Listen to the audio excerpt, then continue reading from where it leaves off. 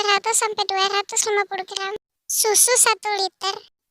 Masukin semua bungkus Nutrijelnya.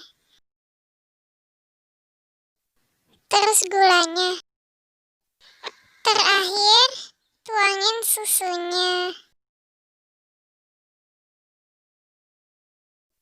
Sampai habis ya.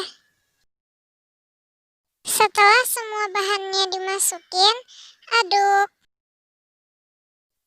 Kalau udah rata, siapin kompor dan taruh pancinya.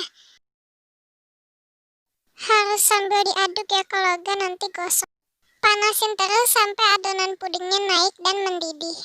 Kalau udah, siapin alas dan cetakannya, terus tuang deh. Habis itu tunggu keras. Kalau mau lebih enak, masukin kulkas. Ini pudingnya habis ngadem.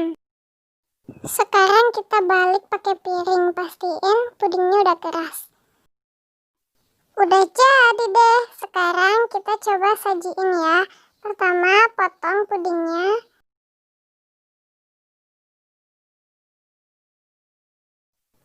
Terus angkat dan masukin mangkok. Plup. Dan potong lagi kecil-kecil sesuka hati.